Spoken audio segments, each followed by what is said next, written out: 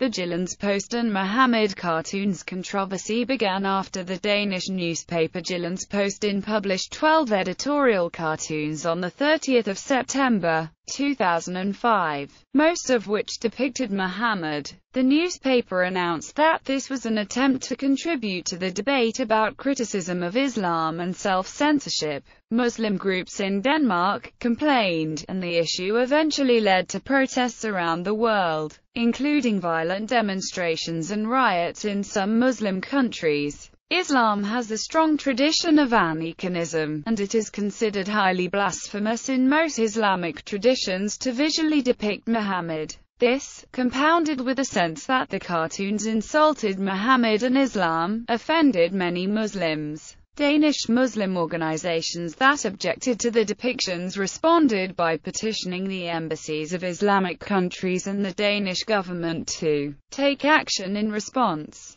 and filed a judicial complaint against the newspaper, which was dismissed in January 2006. After the Danish government refused to meet with diplomatic representatives of the Muslim countries and would not intervene in the case, a number of Danish imams visited the Middle East in late 2005 to raise awareness of the issue. They presented a dossier containing the 12 cartoons from the Jyllands-Posten, and other information, some of which was found to be falsified. As a result, the issue received prominent media attention in some Muslim countries, leading to protests across the world in late January and early February 2006. Some escalated into violence, resulting in more than 200 reported deaths, attacks on Danish and other European diplomatic missions, attacks on churches and Christians, and a major international boycott. Some groups responded to the outpouring of protests by endorsing the Danish policies, launching Buy Danish campaigns and other displays of support. The cartoons were reprinted in newspapers around the world, both in a sense of journalistic solidarity and as an illustration in what became a major news story.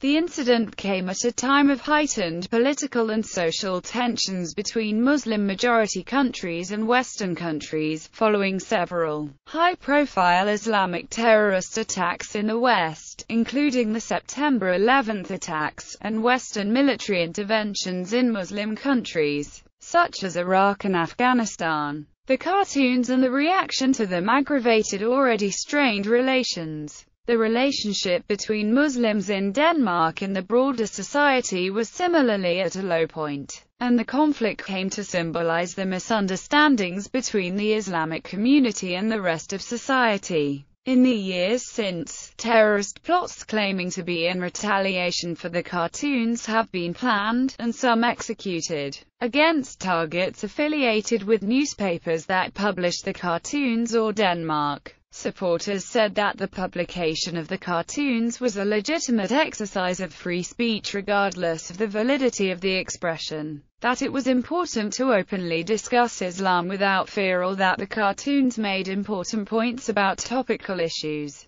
The Danish tradition of relatively high tolerance for freedom of speech became a focus of some attention. The controversy ignited a debate about the limits of freedom of expression in all societies, religious tolerance, and the relationship of Muslim minorities with their broader societies in the West, and relations between the Islamic world in general and the West. Critics of the cartoons describe them as Islamophobic, racist, or baiting and blasphemous to Muslims, possibly intended to humiliate a Danish minority. Others saw them as a manifestation of ignorance about the history of Western imperialism, double standards, and stereotyping.